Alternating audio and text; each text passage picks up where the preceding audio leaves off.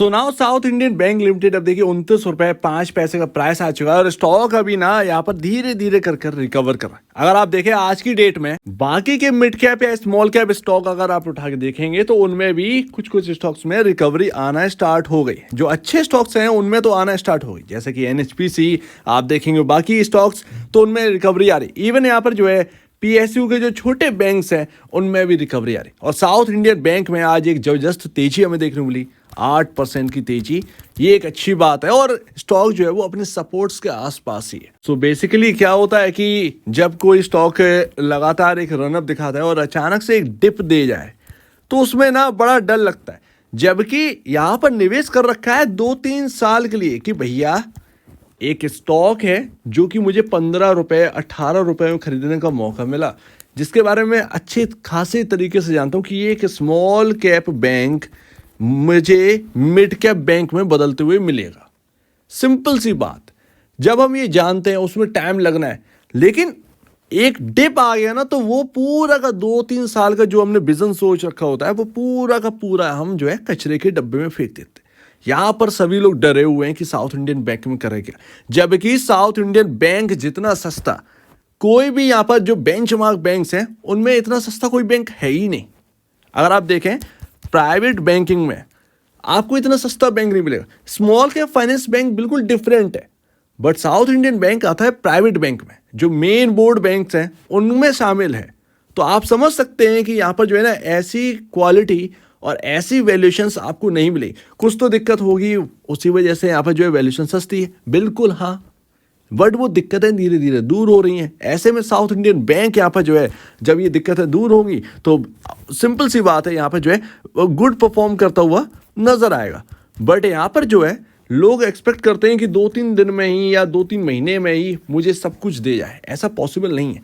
15 रुपए का स्टॉक आपके सामने 40 रुपए, ठीक है, जाता हुआ नजर आया, अराउंड 40 रुपए के आसपास जाता हुआ नजर आया। इससे ज़्यादा और क्या चाहिए? अभी तो स्टॉक यहाँ पर जो है रनअप दिया है, अभी स्टिल वैल्यूएशन सस्ती है, अभी यहाँ पर जो है इशू आया उसकी वजह से यहाँ पर जो है प्रॉब्लम है। बट अगर आप देखें तो यहाँ पर 38-39 के लेवल्स हैं जो कि हाईएस्ट लेवल है। और मेरे ख्याल से यहाँ पर ना अब सपोर्ट की बारी है, जितना गिरना था वो गिर गया। और जो क्रेडिट कार्ड की न्यूज़ आई थी उसके ऊपर यहाँ पर जो है ना गिरावट आई, और वो 25 रुपये जो अपनी बात थी कि ये 25 रुपये नहीं तोड़ेगा, वहीं से ये स्टॉक घूमा कि नहीं। तो वो आप समझिए जितना डिस्काउंट करना था कर दिया, राइट इशू का जितना असर होना था हो गया। असर जो हुआ ना वो ज़्यादा ही हुआ, ठीक है। लेकिन इसमें कोई शक की बात नहीं है कि ये सारी चीज़ें पहले से पता थी, बट वो असर नहीं आ रहा था उस खबर के बाद। ऐसा लग रहा था कि शायद स्टॉक ने डिस्काउंट कर दिया, लेकिन आया असर उसके 2-3 दिन बाद। तो वो चीज़ यहाँ पर अपने को देखने को मिली है। खैर, एक अच्छा प्राइस आपको मिल गया 25 रुपये में खरीदने के लिए। किसी ने 26 पे खरीदा होगा, किसी ने 27 रुपये खरीदा होगा, लेकिन एक अच्छे प्राइसिंग पर आप आ चुके हैं। और जैसा कि यहाँ पर वैल्यूएशन की बात करें, देखिए 6.69 की PE पर काम कर रहा है। इससे ज़्यादा और आपको क्या चाहिए? अब आपको क्या और ज़्यादा मिट्टी का भाव चाहिए क्या? ये बैंकिंग स्टॉक प्राइवेट बैंकिंग में 6.69 के PE पर है। अब कोई गवर्नमेंट बैंकिंग थोड़ी है, PSU तो है नहीं जो कि अपने 9 का इंडस्ट्री PE हो 6 के अराउंड चल रहा हो तो ठीक है। प्राइवेट में आप देखो तो 18.02 का इंडस्ट्री PE है, उसके कंपैरिजन आपको साउथ इंडियन बैंक 6.69 के PE पर देखने को मिल रहा है। इससे ज़्यादा और क्या चाहिए? तो डरना का डर भाई, सिंपल सी बात है, जब अपने को पता है कि वैल्यूएशन यहाँ पर जो है सस्ती है मेरे स्टॉक की, तो मैं डरूं क्यों? 2-3 दिन के प्रेशर के लिए मैं क्यों डरूं? तो वो चीज़ यहाँ पर होनी चाहिए। विजन स्ट्रांग रखिए, ना कि इस हिसाब से ऐसे काम नहीं बन पाएगा। आप तो हर हफ्ते स्टॉक बदलते फिरेंगे, फिर ऐसा नहीं हो सकता। तो वो यहाँ पर देखिए, बुक वैल्यू राइट इशू के बाद एक्चुअल में 31 रुपये रह गया, ठीक है। हम स्टिल अभी 29 पर है, 31 से तो नीचे ही है ना। तो वो चीज़ है। अब Q4 आ रहा है, कैसा आएगा? एंटायर बैंकिंग फोकसेबल में, ठीक है ना। पूरे एंटायर बैंकिंग में आप ग्रोथ देखिए और प्रॉफिटेबिलिटी ग्रोथ देखिए। कुछ EPS की कहानी है पूरी। अर्निंग पर शेयर कुछ ग्रो कर रहे हैं, कुछ नहीं कर रहे हैं। यहाँ पर क्या हो रहा है? एटलीस्ट आपका जो अर्निंग पर शेयर आ रहा है वो ठीक ठाक तो आ रहा है, 11% का ग्रो कर रहा है। नेट प्रॉफिट आपका 11% से क्वार्टर दर क्वार्टर ग्रो कर रहा है, ठीक है। ईयर ऑन ईयर बेसिस पर अरे बाप रे, ये 196% ग्रो किया है, तो और हमें क्या चाहिए। तो वो चीज़ है। तो वो ईपीएस ना आप उस हिसाब से आप देखिए, ठीक है ग्रोथ दे रहा है, अच्छी बात है। कई सारे स्टॉक्स हैं बैंकिंग में जिनके ईपीएस ही चेंज नहीं हो रहे, जो बढ़ ही नहीं रहे EPS.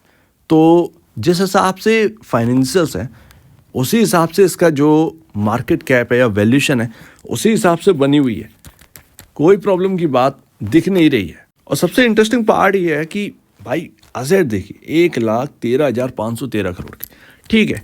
South Indian bank small finance banking के वैल्यूशन पर काम कर रहा है। बहुत सारे स्मॉल फाइनेंस बैंक है जो इसके मार्केट कैप वो कर रहे हैं, जो अपने प्राइस टू बुक वैल्यू वो कर रहे हैं। बट अगर आप देखो साउथ इंडियन बैंक, किसी भी स्मॉल फाइनेंस बैंक की इतने असेट्स हैं आपके नहीं ना।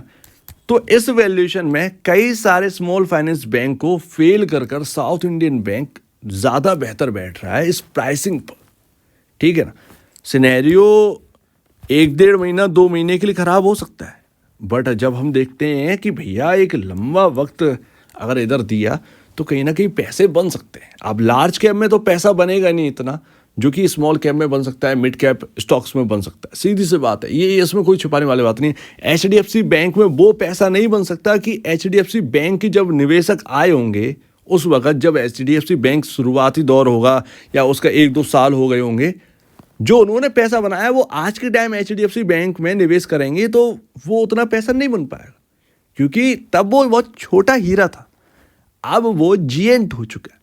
तो वो एक ना उसमें अब बड़ा पैसा चाहिए और वो रिटेल के पास है नहीं, सीधी सी बात। और मैं देख रहा हूं कि म्यूचुअल फंड भी अब इंटरेस्ट दिखा रहे हैं, जैसे कि पिछले अब ये 5 अप्रैल से यहाँ पर आपका डेटा आना स्टार्ट हो जाएगा। 5 से 10 अप्रैल तक ये डेटा चलेगा, हम इसको कवर करेंगे जरूर। और म्यूचुअल फंड ना इस बार इंटरेस्ट दिखाए, बंधन स्मॉल कैप आ गया, महिंद्रा मनुलाइफ मल्टी कैप आ गया, स्मॉल कैप मनुलाइफ आ गया। ये सब निवेश किए हैं आपके फरवरी में, फरवरी का डेटा है ये, जो 5 मार्च से 10 मार्च में आया था और हमने बात करी थी।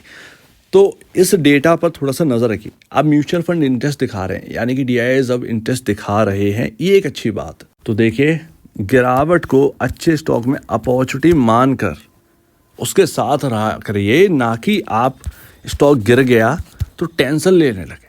जब आपको पता है कि मेरा स्टॉक वैल्यूएशन में बहुत अच्छा है तो मैं क्यों डरूं। मार्केट में अगर गिरावट आएगी नहीं तो नए लोगों को मौका कैसे मिलेगा। अगर ये गिरावट और उतार चढ़ाव नहीं होगा तो मार्केट क्या बात का, क्या मार्केट लगातार ऊपर चल सकता है? नहीं चल सकता ना, मौके कैसे बनेंगे, सिंपल सी बात है। तो वो इस पर ध्यान दीजिए। बाकी खुशी की बात ये है कि भैया ट्रेंड लाइन जो मैंने आपसे कहा था कि ये भैया ट्रेंड लाइन को आप ड्रॉ कर लीजिए, 1 डे कैंडलस्टिक चार्ट पर आसानी से ड्रॉ हो जाएगी। वो यहाँ पर फॉलो कर रहा है स्टॉक दोबारा।